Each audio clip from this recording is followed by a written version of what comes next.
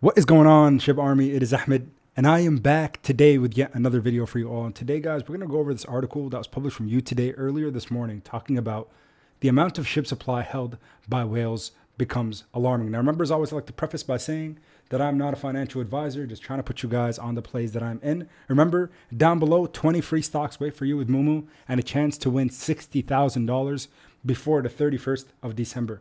Follow the steps below. There's 3 things you have to do to be a part of the sweepstakes. So take advantage of free money when it presents itself to you. Now, according to Into the Block data provider by CoinMarketCap, 80% of the total supply of Shiba Inu tokens, Shib, is concentrated in the hands of large investors. They are considered to be those whose assets or positions account for more than 1% of the total supply and are referred to as whales, sometimes also referred to as sharks. Maybe if you're looking at the stock market, oftentimes you might hear the term shark. More detailed data states that the top 100 ship holders are responsible for 81.41% of the total token supply. That's not necessarily true, because one thing that they're not taking into account is they're looking at the float, not the total circulating supply, because some tokens are still not held by individuals, rather held by exchanges and held by the dead wallet address, which accounts for 50% of it as well. While the top 10 whales hold 62.72% of the tokens.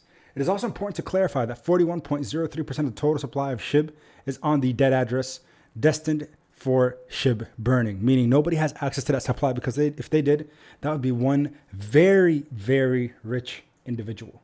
But thankfully, that's not accessible tokens. So again, that's where we send tokens if we want to burn them, removing from the circulating supply to then in turn reduce the float and hopefully one day bring back the price action as we've been anticipating. But of course, we need to see more confirmations from the global cryptocurrency market for that to even considerably happen. Now, it's not so clear cut. It says here, according to the data, SHIB's concentration in the hands of investors from the top 100, the top 10 to top 100, has been declining over the past month. And I've talked about this. People are taking advantage of tax loss harvesting. You probably heard it a million times, but the fact is that when it comes to crypto, there's no wash sale rule. Meaning, you could sell out of an entire crypto asset, take advantage of those capital losses, offsetting some of the capital gains that you made over the last year from January 1st of 2022. And then you can buy that same cryptocurrency back within a minute if you wanted to. Or if you don't want to, because you don't really see potential in the project, maybe you sell out and don't get back in. But again, in my opinion and my anticipation is that a lot of these whales who purchased SHIB bought in, like some of us did, during near the all-time highs. Remember in October of 21 when a lot of us were starting to buy it up? Even January, February, March, as it started coming down, people were still buying SHIB at a lot higher price point than it is today.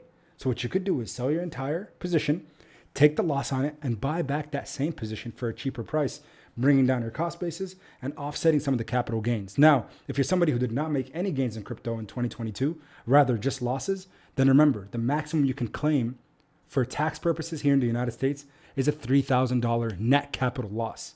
Meaning if you, let's say, made $10,000 in crypto and lost $13,000, you can claim that $3,000. But say you gained 0 and lost $10,000, you can only claim up to $3,000. So again, a lot of these whales know this game better than most of us do, but make sure you're playing that whale game, also taking advantage of tax loss harvesting.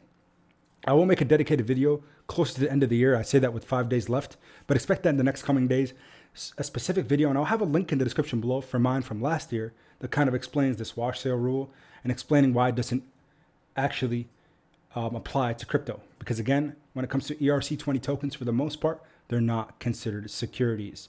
And so the SEC does not regulate them as securities and doesn't treat them in terms of the tax loss harvesting rule as well.